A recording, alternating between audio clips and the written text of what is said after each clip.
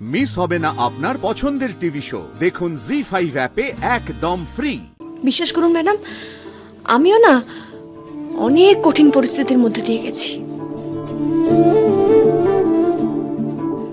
মানুষ কাছে আসে, কিছুদিন পাশে থাকে, তারপর ছেড়ে চলে যায়। কঠিন সময় একলা করে দিয়ে চলে যায় ম্যাডাম। কি বীরেন বাবু, এরপরেও আপনি নির্লজ্জের মতো এখানে দাঁড়িয়ে থাকবেন? আপনাকে কি যাওয়ার জন্য পুলিশ ডাকতে হবে? ডাকবো পুলিশ? How deer you! তুমি আমাকে পুলিশের ধমকি দিচ্ছ? আমি তোমায় ছাড়বো না। বেশিবার বেরো না মিলিন্দ, নিজের লিমিটে থাকার চেষ্টা করো, বুঝতে পেরেছো?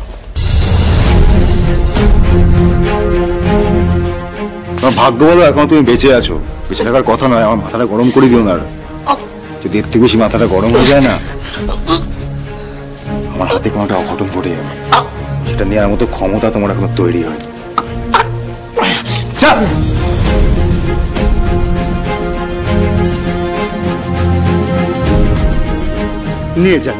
নিয়ে যান আপনাদের ছেলেকে।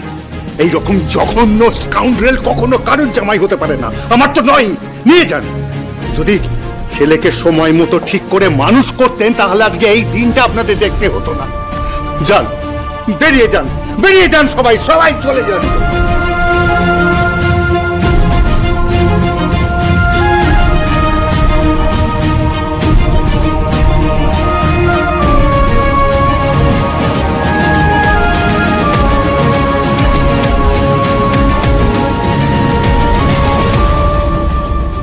আমার সাথে এরকম কেন হলো বলো তো শ্যামলী? আমি আসলে বোকা, জানো। আমি আসলে ভুল মানুষকে বিশ্বাস করেছিলাম।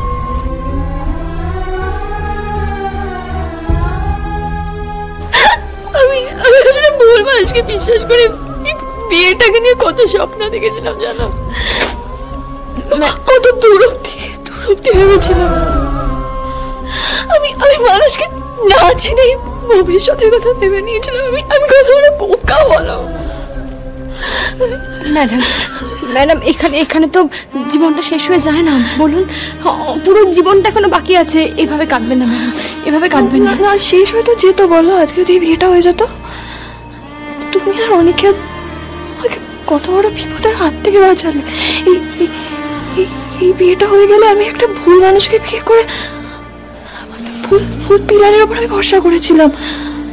বাবা, আমি কি বলে তোমাকে থ্যাংক ইউ জানাবো আমি জানি না, কিন্তু আমি কোথাও কারোর কাছে মুখ দেখানোর জায়গায় রইলাম। আপনার তো দোষ নেই, কোনো মুখ দেখানোর অবস্থায় রাখবো না। না ম্যাডাম, আপনার তো দোষ নেই। Ananya,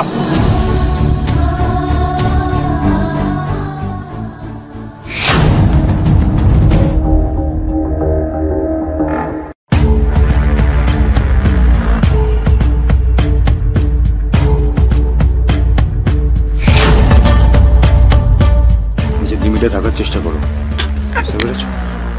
damn it! আমাকে এত বড় অপমান! আমার বিয়ে ভেঙে সবার সামনে আমাকে ঘাড় ধাক্কা দিয়ে বের করে দিল ওরা। ওই শ্যামলী, অনিকেত আর অনন্যা, ওদের এত বড় সাহস, এত বড় সাহস! ওদের কাউকে আমি ছাড়বো না, কাউকে আমি ছাড়বো না। আমার অপমানের বদলা আমি নেবই। শুরু করব ওই অনন্যাকে দিয়ে।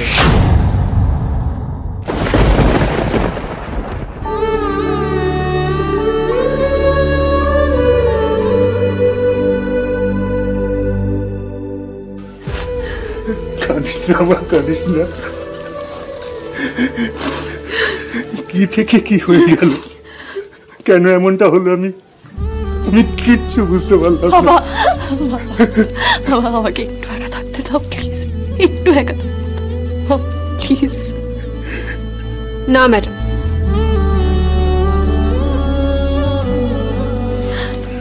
আপনি একা থাকবেন না, আমরা থাকবো আপনার পাশে। স্যার, আপনি একটু শান্ত হয়ে একটু বাইরে যান, ম্যাডামের সাথে আমাদের কথা আছে। তোমরাই একটু পাশে থেকো মা।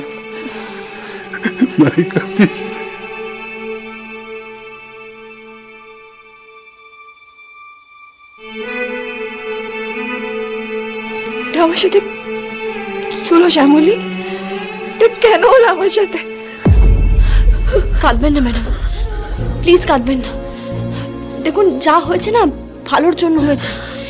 এটা যদি বিয়ের 2 দিন পর জানতে পারতেন তাহলে একবার ভাবুন তখন কি হতো। তখন তো আরো বড় সর্বনাশ হয়ে যেত। মেয়েরা না খারাপ জেনেও বাজে জেনেও মুখ বুঝে সহ্য করে নেয়। সমাজের লোকজন কি বলবে, পরিবারের কি হবে, লোকচক্ষুর ভয়, পরিবারের লজ্জার ভয়, খারাপ জেনেও মুখ বুঝে সহ্য করে নেয়। কিন্তু আপনি সহ্য করেননি ম্যাডাম। বিয়ের পিড়িতে বসা ছেলেটাকে আপনি রিয়াত করেননি, তাকে শাস্তি দিয়েছেন। ভালো করেছেন ম্যাডাম, আপনি নিজের কথা ভেবেছেন, খুব ভালো কাজ করেছেন। আজকালকার মেয়েরা ভাবে না, আপনি ভেবেছেন। তাই আমার চোখে এবং বাকি সমস্ত অতিথিদের চোখে আপনার মাথা অনেক উঁচু হয়ে গেছে ম্যাডাম, অনেক উঁচু। কিন্তু শ্যামলী, এই ট্রমাটা তো আমার সারা জীবন থাকবে। বলো, এই দাগটা তো কোনোদিন যাবে না। কে বলেছে ম্যাডাম? কেটে গেলে তার দাগ থেকে যায় ঠিকই, কিন্তু ব্যথা একসময় থিতিয়ে যায়, ব্যথা থাকে না ম্যাডাম। বিশ্বাস করুন ম্যাডাম, আমিও না অনেক কঠিন পরিস্থিতির মধ্যে দিয়ে গেছি। মানুষ কাছে আসে, কিছুদিন পাশে থাকে, তারপর ছেড়ে চলে যায়। কঠিন সময় একলা করে দিয়ে চলে যায় ম্যাডাম। তাতে কি হয়? হেরে যেতে হয় নাকি? না ম্যাডাম, লড়াই করতে হয়। আমাদের মেয়েদের প্রত্যেকটা মুহূর্তে লড়াই করতে হয়, প্রমাণ করতে হয় যে আমরাও একা বাঁচতে পারি। আর আমি আপনাকে বলছি ম্যাডাম, আপনার জীবনে না সঠিক সময়ে সঠিক মানুষটা ঠিক আসবে। শুধু মহেশ্বরের উপর ভরসা রাখুন, সব ভালো হবে।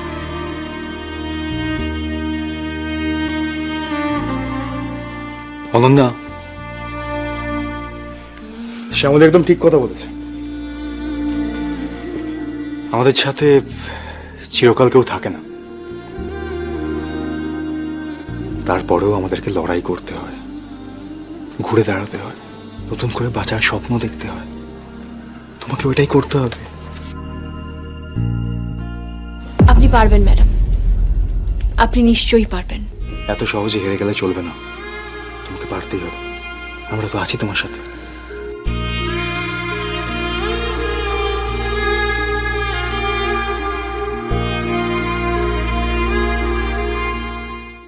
জি5 ডাউনলোড করুন আর সব এপিসোড দেখুন একদম ফ্রি।